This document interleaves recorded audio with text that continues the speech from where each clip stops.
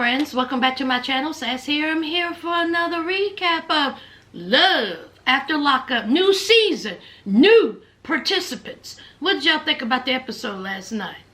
I thought it was okay. Some of them is going to give me a little bit what I need, and then some of them, I got a feeling I'm going to be like this.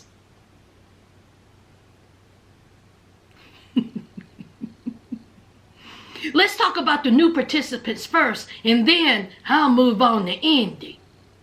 Y'all, what's wrong with Indy? Just what's wrong with her? Just talking out the side of her neck. Just ain't making no sense. Girl, you sound foolish. But before Indy, let's talk about the new participants, child. Let's start off with Taylor and Chance. Now, we have Taylor. She says that she's been a good girl her whole life. Okay? She's one of the good. See, the only thing that she got in her life was a speeding ticket. She also has a twin sister named Bobby. Now, see, Bobby didn't go down that same road. See, Bobby went down a bumpy road. See, Taylor went to the right. Her sister went to the left, honey, ended up in jail. Ended up in jail. I think it was drugs. So her sister's out, and her sister is trying to, straighten out her life, do something better with her life. And Taylor is trying to keep her sister on the straight and narrow. Bobby also lives with Taylor. Now, Taylor, she has 3 children, and that youngest daughter of hers, how cute is she? Honey, she look like she will wear you out in 10 minutes. She look like she got a ball of energy. She's adorable. Taylor says that the father of her 2 oldest daughters died in a tragic car accident. And the youngest girl, her father, they don't really talk or communicate. Nothing really happened there. But, hey, it seems like to me that he sees his daughter, when he can. So, Taylor, she done met up with Chance. Now, Chance done went into a grocery store and robbed a bank. What grocery store was you into that you robbed a bank? Now, here in these parts, in these neck of the woods, we don't have no grocery stores that have a bank. The only one that you can label a grocery store would be Walmart. And they have a bank if it's a Walmart Supercenter. But I don't know of any other grocery stores where there's a whole bunch. Y'all got banks in your grocery stores where y'all live. So this dumbass done went inside of a grocery store, done robbed a bank. And of course he was in prison, honey. He took a chance. But it didn't pay off. How long has Chance been when he get y'all? He been in prison for 8 years. Now Chance is out here telling that he kin to Brad Pitt. Where? Brad Pitt know you? Brad Pitt don't know you, child. I can say I'm kin to Oprah. I can say I'm kin to Vivica Fox. I can say I'm kin to Beyonce. I can say I'm kin to Kelly Rowland. I can say I'm kin to whomever. Don't make it true. And then Taylor come talk about what you think. You think they favor. That sister looking at her like, girl. Now he ain't kin to no Brad Pitt. He probably kin to Brad Pitt, but he ain't kin to no Brad Pitt. Girl, go somewhere and sit there. Chance is a whole lie here. The sister don't like Chance, and Chance don't like the sister, child. But we have the children to think about. See, it's always about the children. Now, her kids did not call Chance daddy, but you can tell it was on the tip of their tongue. Taylor says that they need a father figure in their life. That's what they're craving. Maybe you need to slow down a little bit before you roll your dice on Chance. Especially when it comes to the kids. Why are y'all in such a hurry to have these men call? To have your kids call these men daddy. I don't get it. We see it season after season after season. And it's the children that ends up getting hurt every single time. Let that man kids. But oh no, he's saying sweet things at me through a phone.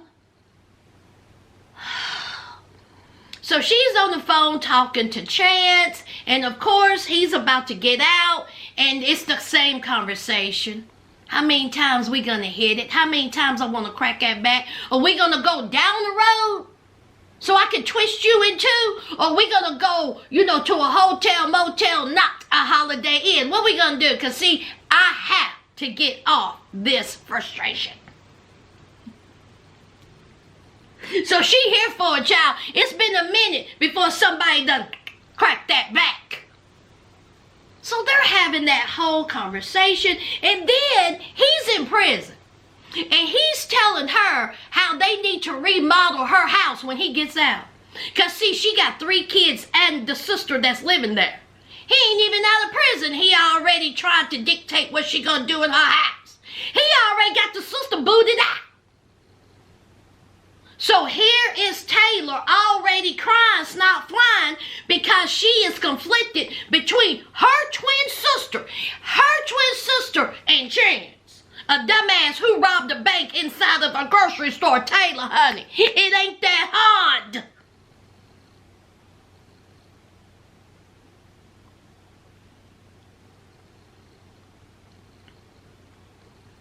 Let's move on. All right, let's talk about Rick and Radine, honey. Rick, he's in his 40s. Rick is also part of a motorcycle club. Rick also says that he had, his past dealings with the drugs and the, going in and out of jail. He also said that he liked to fight. Now, he said, don't start none, won't be none. Now, he said he didn't throw the first punch, but he sure enough would finish. Then he met a youngin'. Her name Radine. Radine, child. Now, he was 40 when he met her. She was 18. I bet you barely. 18 or 19. Now, Rick, you barely missed that cutoff. You 40. And you meeting up with an 18 or 19. Now, Rick. But Rick said they didn't have any sex or anything because, see, they really couldn't have a chance to have sex because soon after, she was thrown in jail. Baby, she got 10 years. Drugs, I do believe. But she's been in prison for 5 years. But she will be getting out soon. He also said that he has slept with over 300 women. Who? Where you find these women? I don't even know 300 people. I don't even know 30 people like that. I barely know 13. And you out here, you done slept with 300 women. My God. Ray Day. Of course, he's meeting up with his homeboys, and his homeboys have their concerns like every other family and friend we have seen throughout the seasons. Rick said, don't worry about it. It's all good. I'm excited. But I'm staying cautious. But I think Radine will be good for me. So he's talking to Radine. And Radine said, now listen, when I get out of prison, I'm going to need things. I'm going to need underwear. I'm going to need socks. I'm going to need bras, panties, deodorant, lotion, a hair straightener. He was like, I got you. I already know. You done told me 100 times. See, Rick has also been giving her some money since she's been in prison. $10,000. But he don't think that Radine is, using him. So, of course, they have their little sex talk about what's going to happen when she gets out of prison. And, honey, Rick said, don't worry about it, sweetheart. Don't worry about it. I ain't never had no complaint, child. Stay ready. You don't have to get ready. Rick said that he packing. Rick said he about to split her in half. Honey, Radine, I hope you ready, child. Because Rick said he is. He done pulled out his wee-wee. Child. That's it for Rick and Radine. let's talk about Kayla and Martel. Now, this couple interesting. Kayla's from Philadelphia. She's the youngest of 13. Big family, tight family, close-knit family.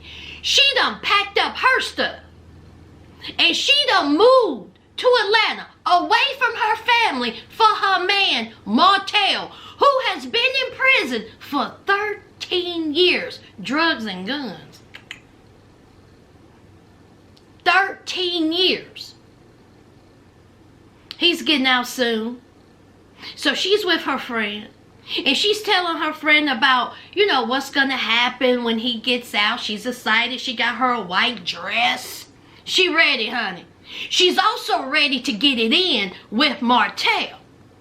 Because, see, Martel said, listen, I've been locked up for 13 years. And the only thing I ask of you is to not have sex. Martel, do you really think this girl had went 13 years without getting that back crack? Okay, Martel, I see why you got caught. Now, the producers asked Kayla, when was the last time you had sex?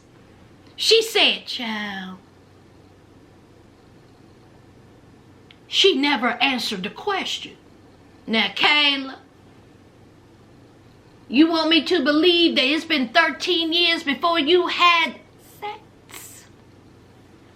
Okay, I go by what you say, child. I'm not going to put no words in your mouth since she ain't had nothing else in it. Now, Kayla also is showing her homeboy a picture of a beautiful ring. She says that she wants 3 carats. Really, Kayla? She wants 3 carats.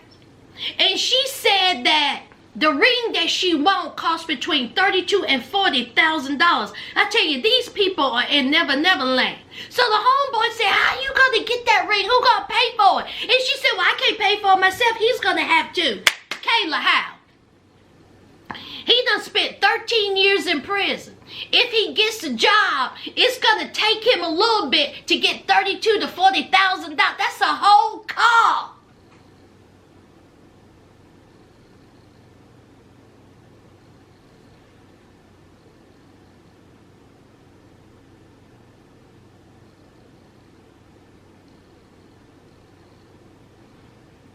She also said that she's ready. She is ready to have a child with this man. She said, forget about protection. We are raw dogging it. I'm excited. I want to have a kid. I want to get married. Okay, Kayla. I mean, you packed up your whole life and moved to Atlanta for this man, I guess. Child, that's Kayla and Martel, child. Oh boy, oh boy. Let's talk about good old Indy. Now, Indy finds out that Harry has been cheating. Now, she found nude pictures of 2 girls on his phone. And he point blank said, I made a mistake. So instead of her pausing and saying, here is a young man who's in a halfway house, the minute he got out of prison, he smelled coochie.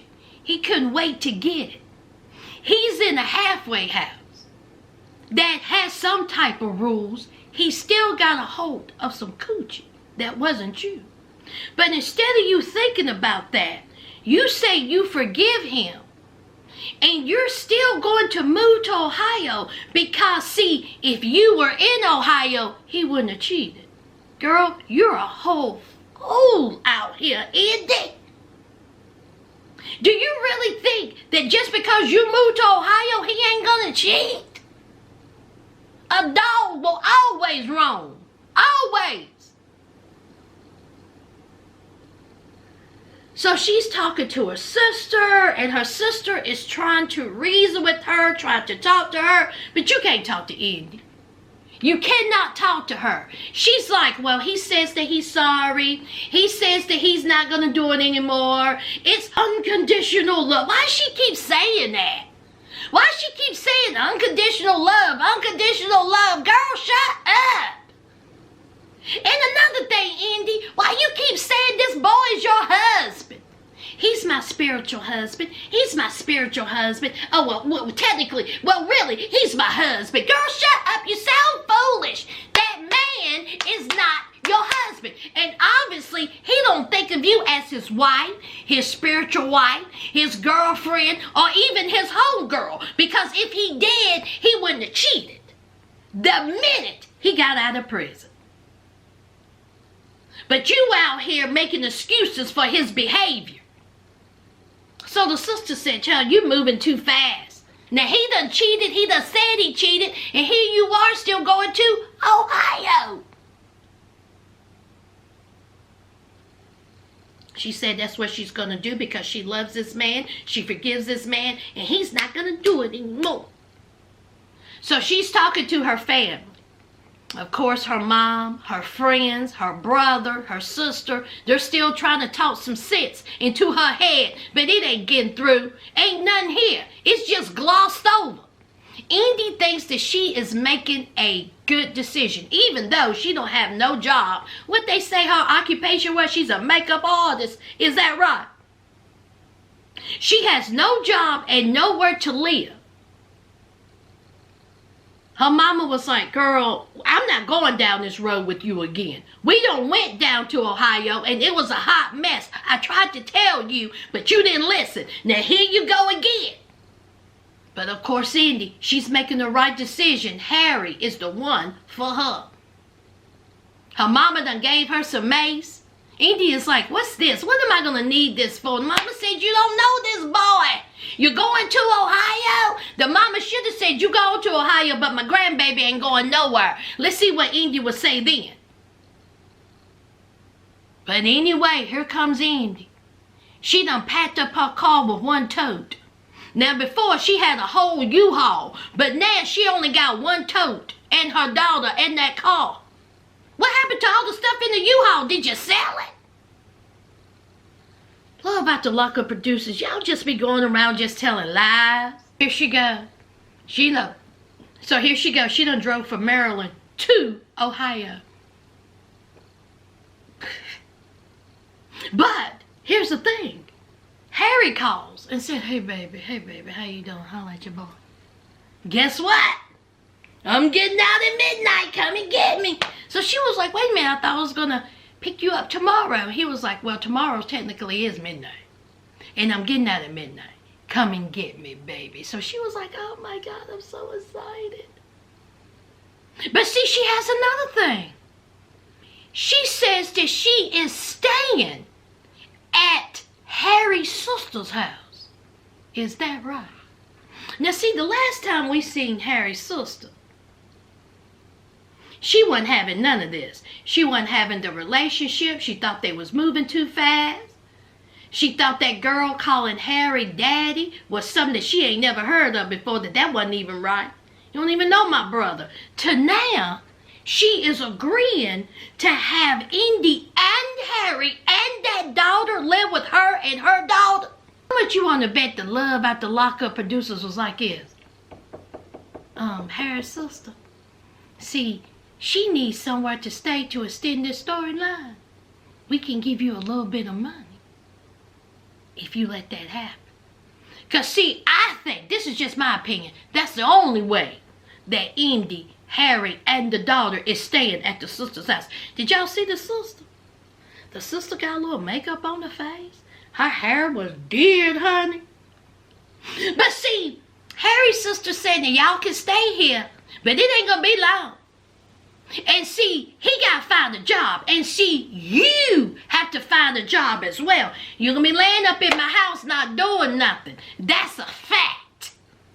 How long you think you're going to stay? So here's Indy. A couple of months. She said a couple of months. She said, oh no. See, I wasn't thinking it was all that long. See, you're going to have to find a job. And y'all going to have to find a place. You're moving too fast. Now, I done told you I know my brother. But you needed a place to stay, and here I am. Of course, Indy. They're cutting up onions and peppers and plantains, child. And so Indy says that she's listening to her psychic friend. And we all know how that sister said, listen, you need to quit listening to that psychic. Quit taking life advice from a psychic. Could be telling you what you needed to be here to know. This is life. And let me tell you something, Indy.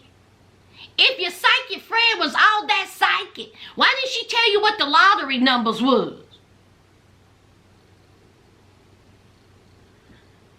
So anyway, so Harry's sister is just breaking it down to her, trying to talk to her, trying to reason with her. Indy, one ear out the other. Indy wasn't paying her no bit of mind. None. So it's time to pick up Harry. Harry is excited. Harry runs out. Indy says that she wants that notebook moment where she runs into his arms. Oh my God. Harry gets out. He done become a whole poet up in prison in the halfway house, talking about the rain is hitting him and how great it is to feel the rain on his face. He said the grass is green. I said,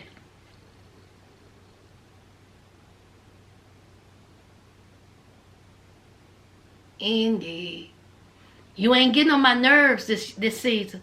Indy, I don't want to hear nothing you got to say. I don't want to see no tears shed. I don't want to hear no Harry, how could you do this when Harry has already cheated on you?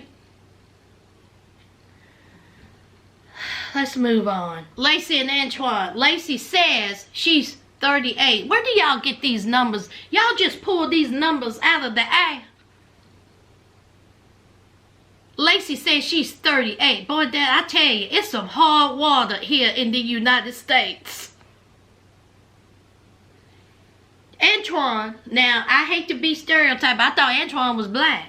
Antoine's some white boy, 27-year-old white boy. Now, Lacey is with Antoine. But she's also friends with Antoine's mama. They real good friends. And see, Antoine's mama was cool with them being together. Cool. Because she said, listen, y'all grown. I'm not going to get in the middle of y'all's relationship. But see, something done happened between the time her and the mama became friends till now. Because now it is tense between mama and Lacey. How long she done known Antoine? A year or so. Antoine is in prison because he was in possession of a stolen vehicle. He been in there for 3 years. Were you in possession of a stolen vehicle or did you steal said vehicle? Antoine seemed foolish to me and very immature.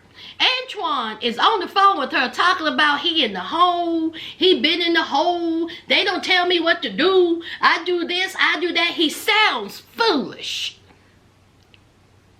Antoine ain't learned nothing in prison. I don't even know this man. But by the way he was talking, he ain't learned nothing. Lacey also says that Antoine's mama liked to drink.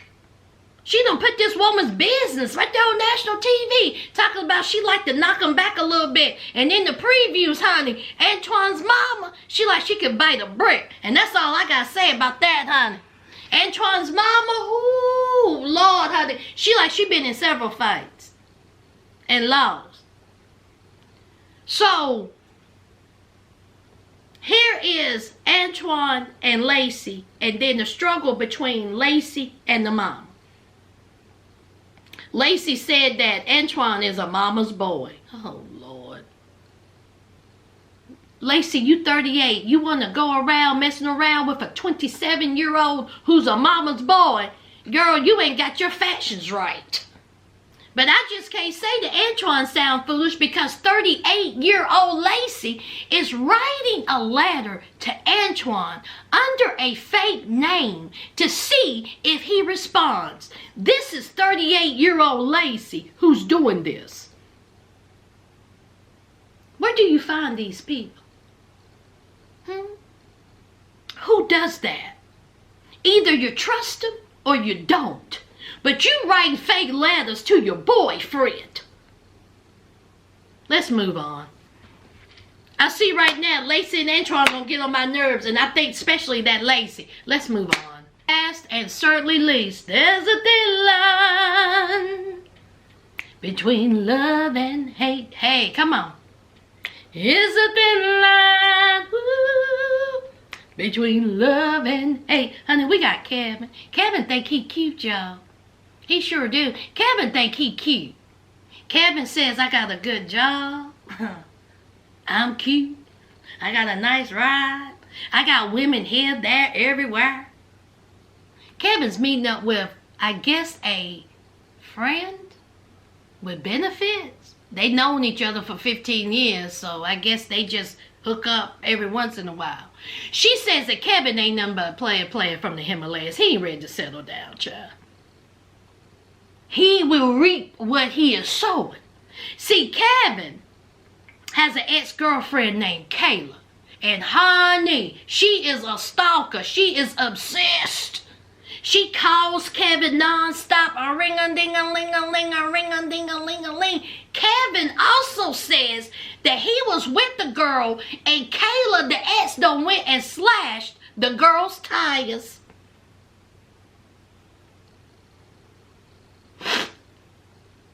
He said he can't get rid of her.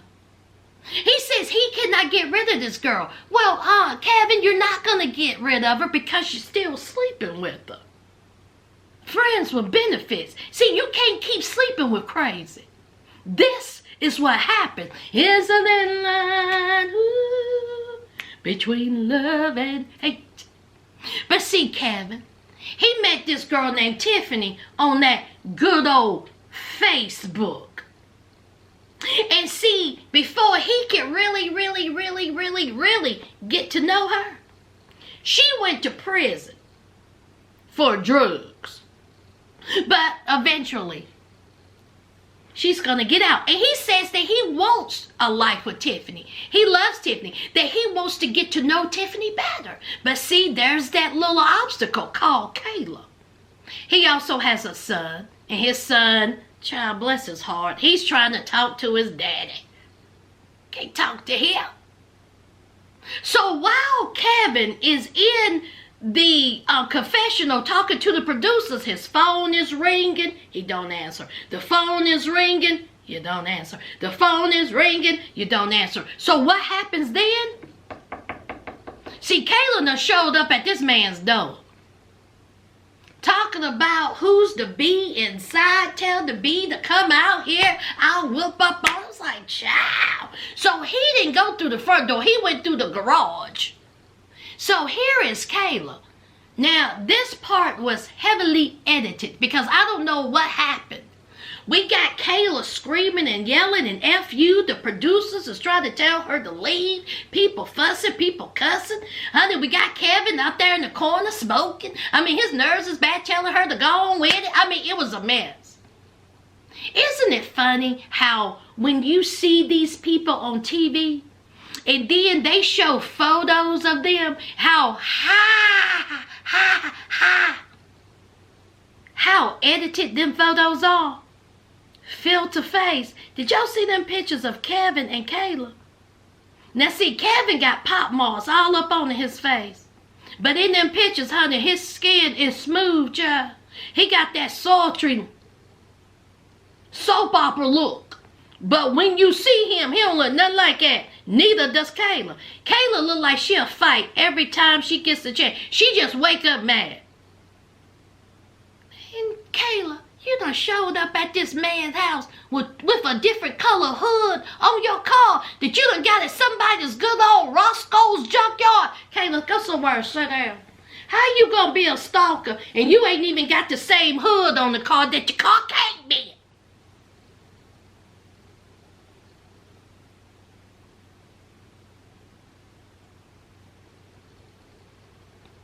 We got a little love triangle going on.